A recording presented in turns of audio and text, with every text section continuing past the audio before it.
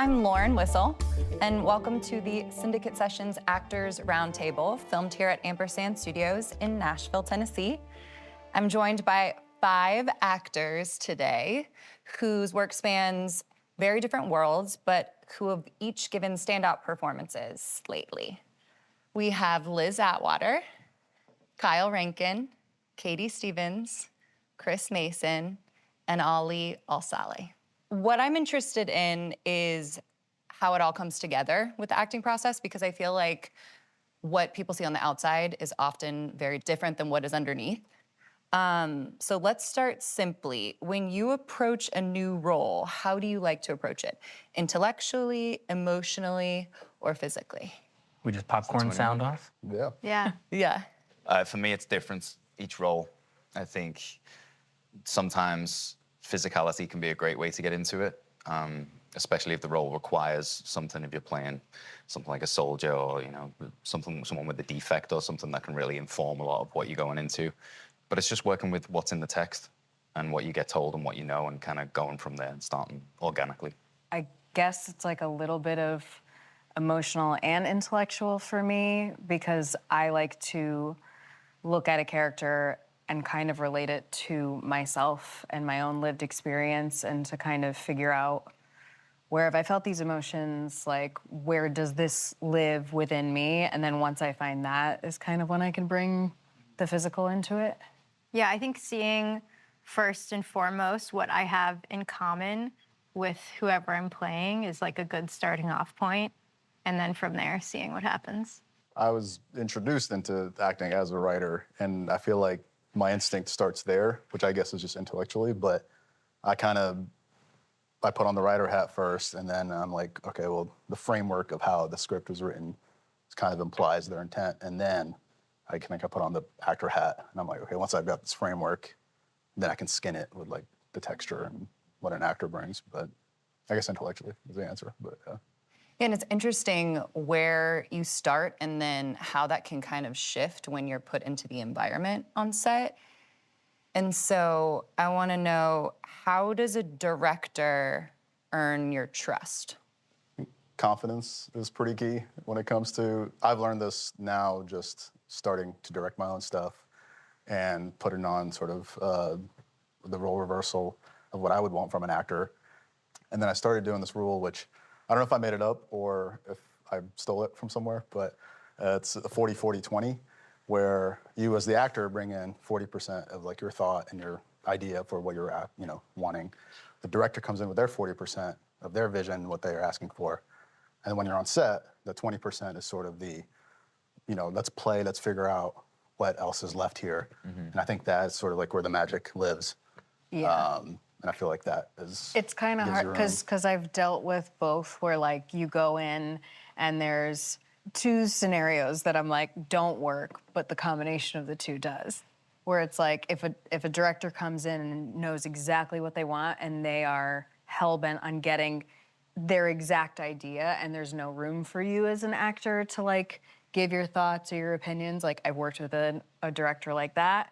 And then I've also equally worked with a director who like felt unprepared in a way to where their nerves took over, and they were relying too heavily on the actors to kind of guide the ship. And I feel like you need to have a balance of both, of somebody who's like confident, but is also really wanting there to be that collaboration on set.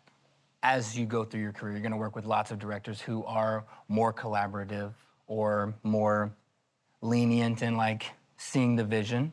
And then there are directors who, of course, are like, no, this is how I see it. This is how I want it to be done. This is how it fits in the edit, whatever.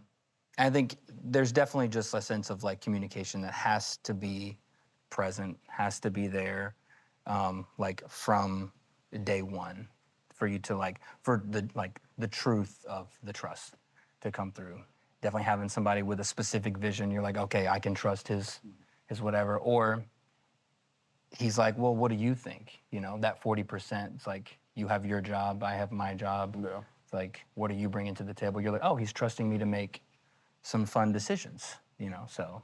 Yeah, I think it's nice to have like a sense of play from a director, because then it feels almost like an invitation for the actor to come in and to bring what they've prepared, probably. A director who has a sense of play or has a sense of inviting, that's always super fun to work with. One thing for me that can really garner trust as well is a rehearsal. And it happens less and less, I think, now in our business, that when you do get it, I think coming from like theater background where you spend 4, 6, 8 weeks rehearsing and you're in there every day and you're really getting to know everything about the show and about the characters and stuff. It's like sometimes you turn up to set and you get maybe a camera rehearsal and you're kind of on that uneven ground, and then things can get slow in the direction and taking notes and stuff. So any director that gives you time beforehand, even if it's an hour at the beginning of the day, just to talk about that stuff. And again, it's the communication and the confidence and meeting in the middle on things. But I think that rehearsal time, or even just that kind of going for a meal with the director like a couple of days before or something, can really help relax those situations and Kinda make like you feel when ease. you turn up to set, you've got that trust between you. Are there any other specific things like that anyone can think of, like a rehearsal, that would make you feel safe enough to take a risk on set? Because it feels like, if you have a rehearsal, you kind of know what's going on, and then in a take later, or maybe even the rehearsal, you can take a risk. Is there any other specific thing you can think of that? I like strongly believe in improv and just as a skill for actors, and it doesn't have to be like jokey joke improv, but knowing a director is sort of open to that. And I think that's something where, as an actor, I kind of have to prove myself in a couple takes or so where I try out the, because you can't just walk up and be like, I'm gonna do improv for this one. And you try it out, given the role or given the scene. But once I get that kind of worked, it kind of helps me to be like, all right, I trust this person and they're gonna allow me to play some more. And I think that's when the risk is gone for me. But I think you get it sometimes from directors when it's like, you've done your takes, you've done your kind of what the script kind of asks for, and everyone's kind of Yeah. content with it. But then they say, all right, this one's for you, or let's play, or let's try something different. Or they give you a note that is way off something you ever thought, and you have to just go in and take that. Like, that can really bring some new energy. And, oftentimes those takes aren't used, but sometimes you find some magic in there that's fresh. And, having a director who knows the time and when to go in with that is always great. It sounds like risk is a big part of the job. And so, is there something that still scares you as an actor? I mean, I often have that like actor dream where like you show up to set and you don't know any of your lines. So I guess like my fears aren't like you're always going to have nerves and things like that when you're going into a role. Like I feel like this past year I just had something that was like the scariest thing to me is doing accents. And I got a role, and they were like, also, you're gonna have to do an Irish accent. And I was like, come again? Because the thing that scares me is like having to do an accent and then doing it poorly and getting roasted for it online. That didn't happen, so I think I did a good job. But it was one of those things that I didn't trust in my ability initially. I remember after my first dialect session, I was like, I can't do this. They're gonna have to change it and then the more I practiced and got comfortable with it, it was a nice thing to show that the thing that I was most afraid of is something that is a fun challenge and is a thing that I can overcome. So now I think the things that I'm scared of being an actor are things that I just kind of will welcome in the future, hopefully. And she killed it with the accent, by the way. Yeah, she did. That means Yeah. a lot to me coming from him because he's Yeah. an accent king. Well, I have to be, you might have noticed my accent isn't like anyone else's at this well, table. this is what you're so, putting on. This is It's what not I'm your accent. Yeah, okay. Yeah, you're doing actually from accent work Kentucky. right now. Yeah. When doing an accent, do you go straight into like dialect work first? Is that like something really early on and before So that memorization and all of that? That was something that, I mean, at least for me, was important that I asked for. I think it was probably always the plan because I had most of the dialogue in that accent. And so I asked for it. I was like, I need a dialect coach. And then we went to Ireland when we filmed all of that stuff. So it was nice to kind of immerse myself among the locals, and the whole crew was Irish, and so I tried to stay in the accents. Hang out with them. Hang out with them. And then, but I was really like, hi, I'm open to not necessarily criticism, but I'm open to hearing if I'm saying something wrong, please teach me the right way. Like, I want this to be authentic. But I think if you're doing an accent and you have a lot of dialogue, I think you can always ask for a dialect coach from production so that you feel comfortable, so that you have that resource and that outlet. But what do you do when you have to do? Yeah. Being from Liverpool, my accent is pretty strong and unique, so 99% of jobs I have to change my accent for. So all my acting life, I've been changing my accent. So right now it's all kind of second nature. You know, for me, the way I approach a script now is I see it, I look where the person's from, I find that voice, and it becomes less of an accent, more of a voice in the person. So you try and get it in really bedded deep inside you, so it's authentic and real, and there's like certain things you can do. But dialect coaching was one of the best things I ever did for the American accent a long time ago. And then just getting into the science of accents and stuff is fascinating, and where they come from and how they're, you know, the environment can help them. And these are all things you can look at quickly, and now I can kind of reference and say, oh, okay, from Texas, there's a lot of space in Texas. The air is humid, so the voice drops down a little bit. You know, little things that you don't necessarily think of that dialect coaching can really kind of stick in your mind. Anything else that still scares you about acting? Sometimes the uncertainty of this industry that's one of those actor dreams where you're just like, oh my gosh, like you let it set in, that you're like, oh, this, you know, relatively could be my last job. Or, you know, or that last job could have been my last one, you know. And so there's definitely an uncertainty to it, and can I continue to do this, you know, as long as I would like to. And there's a fear of like the real world, like rearing its head in and being like, well, you could do that, or, you know, you could try this other thing. And so there is a fear of the uncertainty, I think, that is kind of, sometimes you have to like actively be pushing that away. What keeps you, or anyone can answer, on track then when that rears its head in, when the uncertainty comes in? Is there something that anyone like turns to specifically to like help motivate themselves to continue doing this? I don't know if this is on that same subject. It's okay. But I feel like as an actor, it's almost like we're seeking external validation, which is kind of an icky place to live your life from. And so, but it's also part of the job. Like, you need a casting director to like you, you need a director to like you need audience members to like you. So I feel like for me, I'm always trying to differentiate like my acting life from my real life. So I'm a performer, but my life isn't a performance. And what helps me is having grounding things in my life. Like, I have kids, I like garden at home, you know, like I cook meals, I'm a real person and I have a real life, and there's this thing that I love to do, and it's so fulfilling, and I get to work with my friends all the time, but, you know, I also have a very real life. Okay, I want to zoom in because each of you is working in different environments at different scales. So I want to start with Katie. You came in through the music industry, through American Idol, and then transitioned to faking it and the bold type. Was there a moment when you thought, oh, people see me as an actor now? And was that liberating, or were you thinking, oh wait, now I have to prove myself all over again? I feel like it started out that I needed to prove myself as an actor when I had come off of doing American Idol, because I had the incredible opportunity of having done that, and then coming off of it and deciding that I wanted to pursue acting rather than music.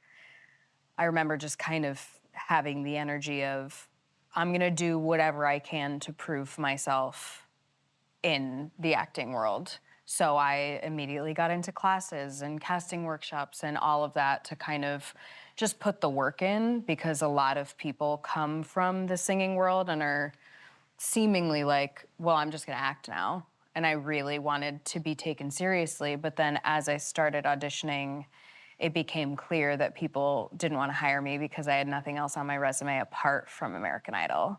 So it was really going into those rooms trying to prove myself, and then it really is that thing of you just need one person to not look at your resume and to just see you as the character. And that's what happened, and that's how I booked Faking It. And I think my goal was always for people, and still is, to like look into my history and be like, oh, she did American Idol, but to see me primarily as an actor. And so now people mostly just recognize me from my acting work. But occasionally I'll get like one person who's like, I watched you when you were 16. And I'm like, that's embarrassing. It's like watching myself going through puberty. On a different scale, so Chris, stepping into Dune Prophecy, was there a moment where you realized, okay, this is on a different level, this project? Yeah, I think I've been lucky in my career to work with like some really top actors and on some really big productions, and I've been able to kind of learn on the job kind of as I went, from my 20s. I originally wanted to go to drama school and stuff, so I always had kind of milestones going through the business, first theater job, first TV job, first movie, and you hit those things, and then it's this, then it's that. And I think when Dune came around, I was at a place where I was ready for that kind of series regular role, and that was what I was kind of aiming for. And I think the initial kind of feeling was when I first booked it, it was that, oh, okay, this is huge. Like, Dune is a huge piece of IP, people love it. And you have all those thoughts and things, but the reality was we had such a kind of long time in preparation that when I got to set, I mean, the sets were amazing, I was blown away, but it was get to work, and it was definitely, you don't think about any of those things there because no one else is, and there's such a high standard on that set. So I was just happy to be there and happy to be doing that job. Kyle, you have moved between kind of intimate projects like Desperation Road and then transitioned to something on the large scale like F1. What did you have to adjust, if anything, in your day-to-day process going from something intimate to something maybe on a larger scale? To adjust, I did not adjust anything. Yeah. Did your day-to-day, Good. does anything change? I don't think so. I think, there's something that I've kind of learned as I've grown in this industry is like, I think early on, I was like, oh, I can be a chameleon. So I could do anything. I can like learn an accent or, be this different persona and do that. But there is someone else out there who's auditioning who is that person. And so it kind of, you just kind of fall into, it's like, oh, I just really just need to be myself first. And so I think trying to not adjust anything and just be myself has just, just happened to be, the guy they're looking for, or, and, you find yourself in like a cool situation and you're like, okay, I'm just gonna enjoy this. My job was to book the role, and I am going to just, go on set and just be ready. Does everyone kind of agree with that, where if the scale shifts, you still approach it the same, no matter what? What do you mean by if the scale shifts? Like from like an indie feature to like something big budget, like are you kind of... There's a lot more waiting around on the big budget stuff. Yeah. Okay. A lot more time in your trailer, I think, like, because there's usually hundreds and hundreds of people there, and, sometimes it'll be like, okay, no, we need you in 5 minutes and you're on set, and it's like, okay. Whereas usually indie stuff, there's a little bit more of a camaraderie stuff, and you could be on set while there's another scene going and kind of be ready to go, and you're a little bit more on your feet. But in terms of, as Kyle was saying, like approaching it, I don't think I think you approach it the same way you approach everything, It's kind of, it's in you as a performer to I think you start understanding the mechanics more of the set life. Like with a big production that I've worked on that was 6 months long, I kind of lost the veil of the sort of the magic of like, oh, I'm on set. That happens when you're doing a co-star, or like a 1 week or whatever. This turned into like, oh, this is a day job now. And that kind of came with the idea of like, okay, you're working with coworkers. It's kind of 9 to 5-ish in a weird way, which is really fun because, it takes away that magic a little bit. It makes it way more approachable and accessible. And I think that's what you get with the production of that size, where you're like, okay, the actor's not the most important part here. There's a well-oiled machine that is existing with or without you, and you're kind of just fitting in. Preparation is the biggest thing that I've learned, and no matter what I'm working on, no matter what the scale is, to be prepared, because you also never know what type of set you're walking onto. You don't know the way that they're doing the day or the way the director is moving. Like I did a project for Amazon that I got to set and they didn't even give us a rehearsal. They were just like, and the cameras are set up and you're gonna shoot it. And I was like, what? Oh, okay.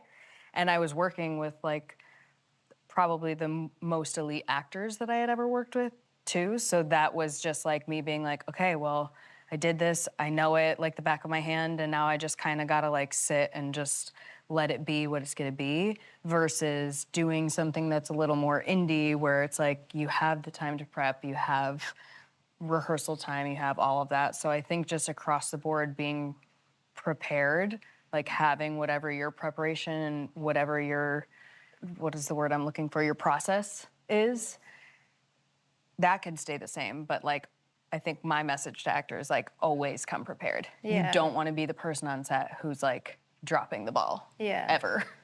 I think as actors, we're like a piece of the puzzle. Sometimes, depending on what project you're working on, you're a bigger piece of the puzzle. Or you could be the super, super tiny piece of the puzzle and you just have to like find a way to fit yourself into whatever it is you're working on. But that's also the really cool thing about being an actor is we're so adaptable, I feel like, that we can go into any set, big or small, and be like, okay, how do I fit in here? And how do I, in the end, help tell whatever story they're trying to tell here? I want to kind of expand on that with you, Liz, because you've done a ton of indie and genre-driven work, like The Legend of Lake Hollow and The Other People. So what's something about that indie environment that kind of challenges you in a different way, maybe? It's so interesting because oh no, okay. I don't love horror films, or I didn't used to love horror films, but I found that people love to cast me in them, which has been so much fun. And now I have such an appreciation, not just for horror films, but for the audience of horror films. There's like an excitement to being on an indie film project. There is more of like a collaboration, it feels like. And I've been really lucky in a lot of the horror indie stuff I've worked on. You know, sometimes I'll ask a director if I can just come hang out on set so I can kind of get a feel for everyone on set, and you know, all of the crew and all the cast is a luxury that I know I wouldn't have in like a bigger film set. But I love doing indie films. I love feeling like I'm more than just a pawn, if that makes sense, which has been a cool part of being part of these cool genre indie things. Yeah. Yeah. Ali, playing a character on The Chosen over several seasons, has that experience changed the way you see your work or even your life at all? My life. Or just has that affected, has playing a character like that for several seasons kind of like seeped into who you are? Or have you been able to kind of separate it? Definitely been able to separate it. It's helped me just understand, oh, this is a really nice thing to have, where you're just on it. You know, I'm sure Katie knows, it's like, I've got something to look forward to every year. And so that's been sort of my mindset shifted on the industry, and I'm like, I kind of want a series regular now that gets you keep going, because it's a really good place to be. But no, it hasn't affected my viewpoints on life. Okay, let's shift gears for a second. If you could live in any of the worlds that you all have worked in as a person, which one would it be? There's always, you know, the cast and crews that I think about on each project that I'm like, if I could spend every single day with them, I would. So maybe that. Is that a good answer? Yeah, it's a great okay, answer. Great. There's no bad answers. Yeah. Right? One of my first bookings was for this docuseries for HBO called Burden of Proof. And it took place in the 80s. And I thought that it was like 84. And I mean, I know you're talking about me, myself, but my character was like a high schooler. And so I feel like that would be cool because I grew up, you know, in like the 90s and like very late 90s, early 2000s. And so it's like it would have been cool, I think, to I feel like the 80s were pretty sweet. So Yeah. it'd be pretty awesome to grow up in that time. 80% of my roles have been bad guys as villains. And again, it's not the character, but for some reason those characters in those worlds are pretty crappy worlds. But you're not being a villain. It's just know. Ali's going Yeah, into the yeah. world. Right, but that Yeah. world with that villain in it is usually terrible. Oh, yeah. It's not like just a fun little rom-com and I'm the bad guy. It's like I'm a meth head and this is a meth world. Which was my favorite role ever. But if I could be a guy, I'd be that guy. But no. No. It's, I guess Marvel, it's probably a fun world to be Yeah. in. Yeah. But, Yeah. Fun. Talking about specific roles, do you think actors should think strategically or instinctually in terms of their career? Both. Both, yeah. I would definitely say it takes, just like trusting your gut instinctually, like when a role comes up or when a decision needs to be made about your career, whatever, there's a million decisions that come up that could change your trajectory. So I think that you just have to trust yourself, but it should be weighed, I would say, almost the same as like a strategic longevity plan, right? Yeah, strategy can be something you're fortunate to have. Sometimes I think, there's times as an actor where you need to work and you need to have a job because you've got a family or you've got responsibilities, you need to pay the bills, and those moments you probably can't think as strategically because we still need to work, right? So you can be fortunate to have options and pick the right script or be able to go through things, and that's a gift. But also, there's many actors will tell you that they turned down X role and Y role, and they went on to the other actor went on to win Oscars and stuff, and they're like, I should have took that role, and that's always going to happen. So I think instinct is probably the bigger call for people. Trust your gut. It sounds like sometimes they come, like instinct comes first, and then later on, like you're saying, like you're able to be strategic. But I think it's interesting. You hear some actors that are like, I didn't plan any of this. I just kind of went with what was given to me. And then others who were like, no, I turned down this, that wasn't aligned with me. Others were just kind of like, But going I feel with like the that's flow. instinct. Yes. Like, I feel like the things that I've said no to in my career are things that, like, just instinctually, like, my gut was saying, like, hey, maybe not this right now. So I feel like it's my job to be instinctual about the things that I'm going out for, or the roles that I'm accepting, I guess. But then, like, I kind of leave the strategic part up to, like, my team. Like, that's their job to me. Like, they will give me the advice on, hey, I know, like, you said you want to pass on this thing, but actually maybe we should give it another look because of, and they'll give me reasons that I wouldn't have thought about on my own. So I feel like I go with instinct and I let my team do the strategy part of it. Heavily depends on where you are in your career. I mean, if you're just starting out, you're going to take whatever, I think, just to get on set, get your reps in, build a community, and then eventually you start turning down stuff because they're not worth the money, probably. And then I think eventually you start turning down stuff because they're not worth your time. And that probably levels you in a weird way where you start being strategic about what you're saying no to and saying yes to. But It's probably not just limited to acting careers either. I feel like people, when you get into certain ages, right, in your 20s, you're a lot more kind of, I'll go with the flow and kind of do this. And then as you get older, you get more responsibilities. People have to be a little bit more strategic in general. So Yeah. I think it's kind of natural. I guess I, like, am a little more now being a parent. Yeah. Or being married or having a partner or whatever. Like, you just kind of do strategize in that way of, like, okay, where's this gonna send my family? Or, you wanna know. be a meth head? Yes. Pew, a lot of them.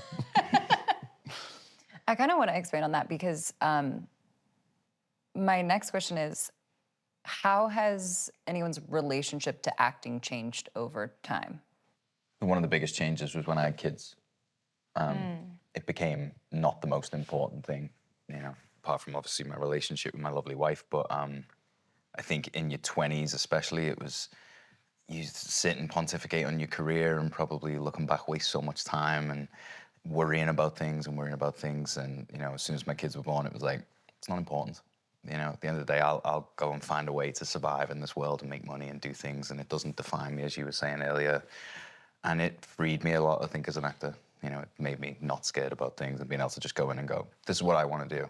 And I'd love to work with you and, you know, be creative and be collaborative and do those things, but not nervous anymore. You know, I think that was the biggest shift for me in my career. Same thing for me. I feel like my acting dramatically changed when I had kids because there was so much before I had my kids, like acting was kind of all I had.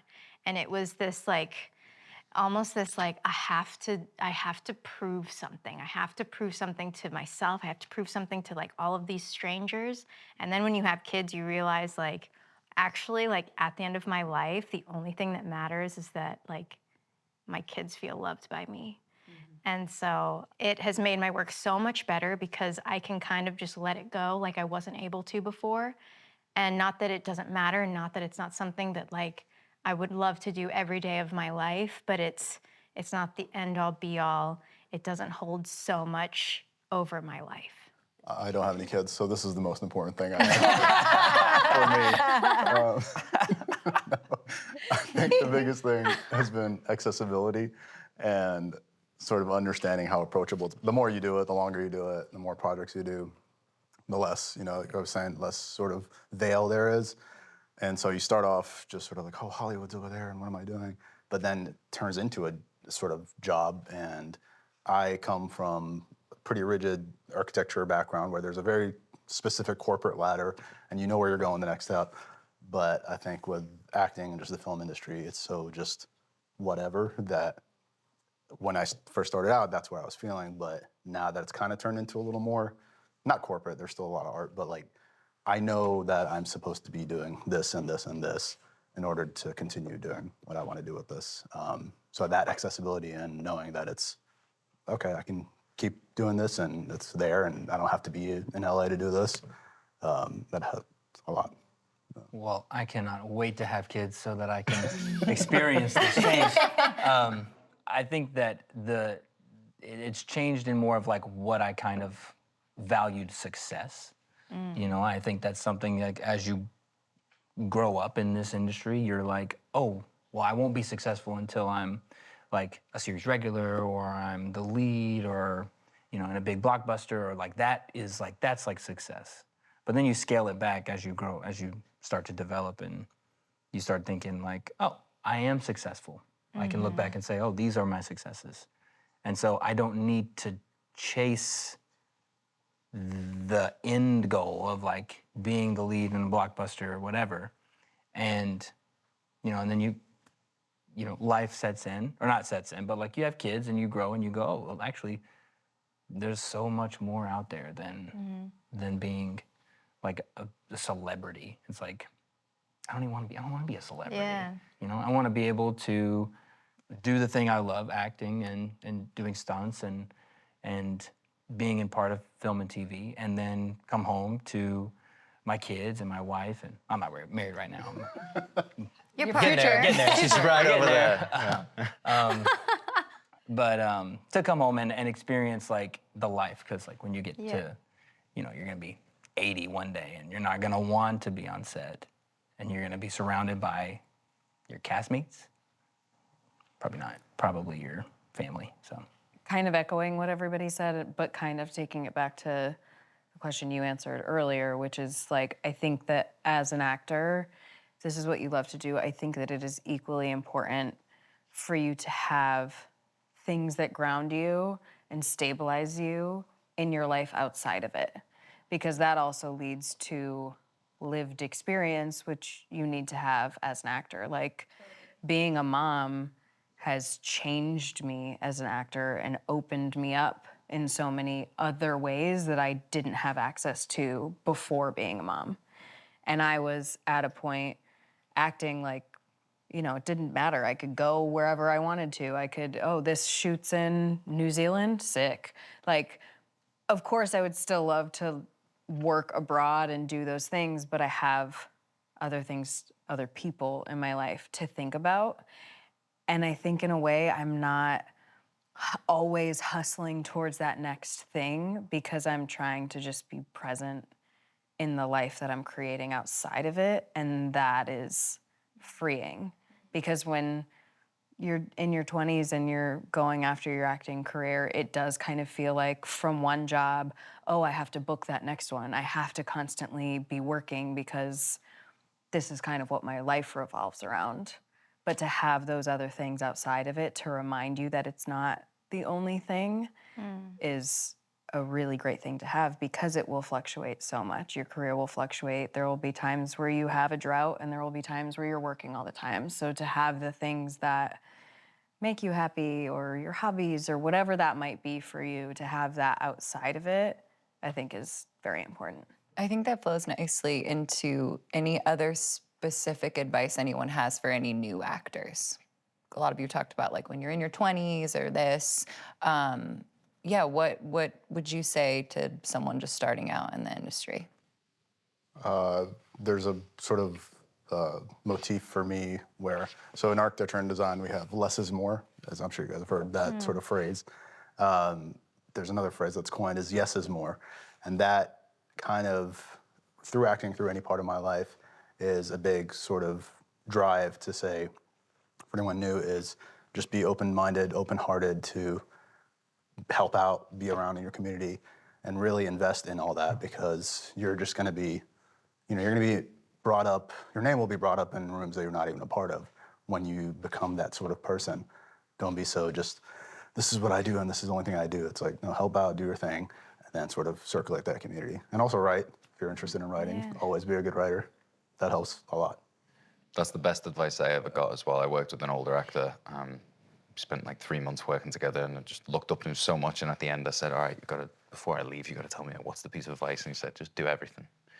And he didn't mean take every offer and do all the student films and, and stuff like that. But he meant like do everything, go out there, try stand-up comedy, do this, go and sing something, go and try everything, really just stretch yourself as much as possible, because every part of it, like you were saying about life experiences, it all feeds back to kind of how you inform your character and stuff like that. So, and I think always be hungry to learn. Like, we're all changing so much every single day. You have new experiences, new things that you learn, that like you're never done figuring out how to become a person. And there's always going to be a role that taps into something you've maybe never experienced. So I am a firm believer in like, do classes. If you're interested in accents, do dialect coaching, do voice lessons, do physical work. There's just so many classes and resources for you to continue to learn and expand on your craft. And I just think, there are some people that become successful and they're like, well, I'm, series regular on a show, or I booked the lead in this thing, like, I'm good. And I'm like, no, but there's going to be other roles that you maybe don't know how to tap into. So it's like, you might as well just put as many tools in the toolbox, for lack of a cheesier phrase, but like to just always know that there's more room for tools in that toolbox, and to just like be hungry to learn from whoever you can. I'm learning a lot right now, just listening to you all. I think one of my big things that I would say to new actors is be kind to everybody on set. Be kind to the director, also be kind to crafty, also be kind to sound, also be kind to PAs, because these people are probably working their asses off, and one day they may be hiring you, or you may need a favor from them. If you're lucky in this industry, maybe you'll win an award, maybe you'll have a huge audience. But I think if you're really, really lucky, you'll get to work with people you consider your friends. And that means you have to be friendly to everyone you meet on set. So be nice. The nice ones stick around. A lot of the older actors you meet are so nice, and they've been nice forever. And it's like, people like that stick around, and that's good advice. I would say to any young actor, it takes a second to learn this, but be yourself, because there is only one you. And so during a casting process, it's like, just understand, as long as you are yourself, you'll either get it because of that, or they're looking for something else. And so don't hyperfixate on oh, I wasn't good enough for this role. You get the breakdown and you're like, okay, let me try to form myself into that. But that's just a small piece of it. So just just be yourself, and then follow that. Yeah.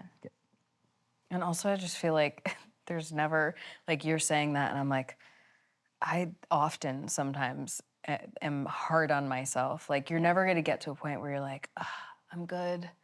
I just like don't care anymore, and You care so much. I'm just like, you just care so much, and you will have moments where you are really okay with the fact that you didn't get something, because you're like, you know, what's meant for me won't pass me by. Like, you'll say those things, which I often do as like a what's meant for me won't pass me by. But there's gonna be times where you're let down because you didn't get a role, and like those things are okay. It's about how you pick yourself up and move towards that next thing.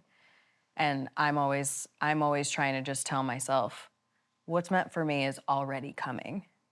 So I can't just sit here and be bummed that I didn't get that, because that thing truly wasn't meant for me. It's a bummer I didn't get it. But this industry is just such a roller coaster of emotions, of getting yourself psyched for something. You get pinned for something and you're like, I'm so close, and then you don't get it. It's like there's gonna be lots of highs and lows. And it's about the way you figure out for yourself how to be resilient beyond that, that will give you longevity, I think. Like managing your expectations of what you're gonna get out of this Or industry. even managing the expectation of like I think when I was a young actor, I thought that maybe I would come to a point where like I would just be so go with the flow that like auditions and stuff, I would do them and I would feel good about them and I'd be able to just like walk away.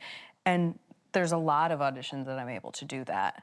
But just be gentle with yourself if feelings come up and you have those disappointments and all of that, and don't take it as a reflection of you not being a good actor or you not being enough. There's going to be 8,000 reasons why you don't get something, but you just have to try to figure out a way to put your head down and move towards that next thing, because you might be right for that. Yeah, you got to stay consistent. I mean, we know so many people that gave up, for lack of a better word, but you know, the people that stick it out are the ones that are still working, and so you can't give up. We're all actors living here in Nashville. We choose to live here. And so I'm wondering if there's anything you would want someone to know about the acting community in Nashville. We're hungry. Yeah. I think hungry and kind, I think, is the biggest difference that we have when it comes to our community.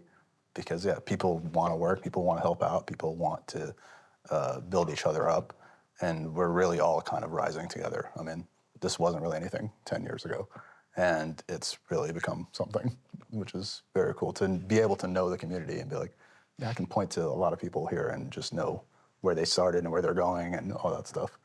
It's small, Yeah. you know. They say like, you know, it's like Nashville is like a small pond, but like then you really realize like how often you start working with the same people over and over again. So going back to what you said about being nice to people, because they're gonna be in that seat next to you in a year, whatever. So you don't want to be like not in a good place with that Burning person. bridges. Or burning bridges. Yeah. That's a good way to put it. Yeah. Ever since I left Liverpool, I've kind of dotted around and lived and gone where the work is and stuff. And it's been hard to find a community that is interested in the same thing, that is both friendly and empathetic, and it goes beyond the kind of work. And I think once I moved here to Nashville and started to get to know people in that community, it became really easy to make friends, because everyone's attitude is different towards the work. Everyone is so happy to be working here.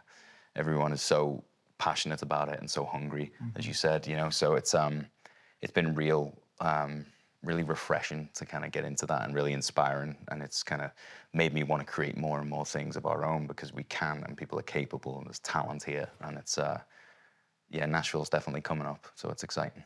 I mean, I feel like when I moved here 11 years ago, 12 years ago, I remember I moved because my husband did music, and obviously Nashville is known for Music City, and that's what a lot of people move here for. And I remember not knowing if I was gonna find an acting community, and I did, which was so wonderful, and I've just been able to watch that grow, and to see so many people even coming from a place like Los Angeles and coming here, and they're also recognizing, to Chris's point, like people are so happy to be working. They all want to be creative. If you have a short film idea, people are so quick to be like, how can I help? I'll do crafty, I'll do sound, I'll be the DP. Like, everybody is really hungry just to create and work and make things that are original.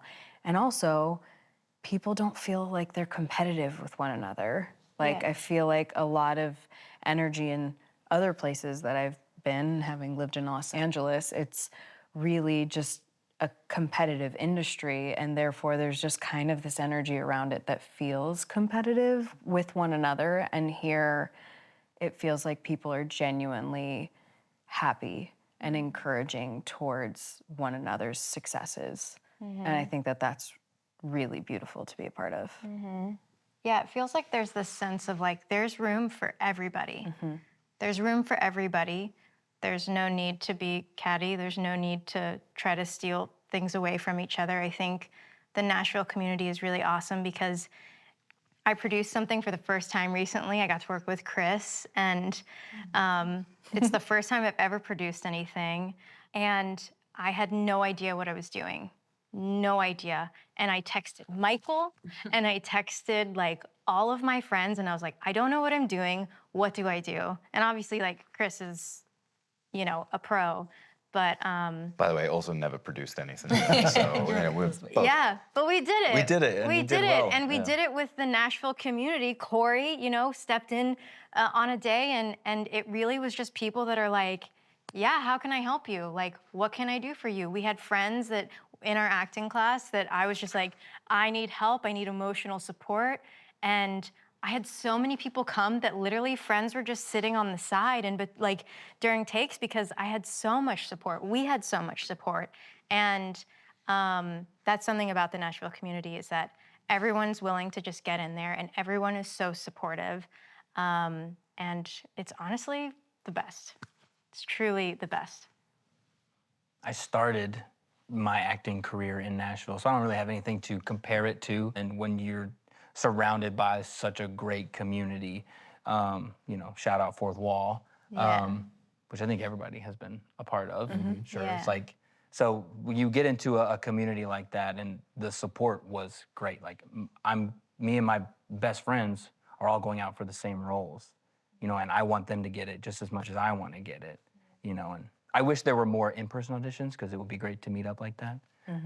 But I know that, you know, in their self-tape space at home, that we're rooting for each other, and you know, everybody wants everyone to succeed in all capacities. So the vibration is fantastic here. Well, thank you all for being so open and thoughtful and letting us into your process. Thank you for joining us at the Syndicate Sessions Actors Roundtable, and we will see you again for the next session.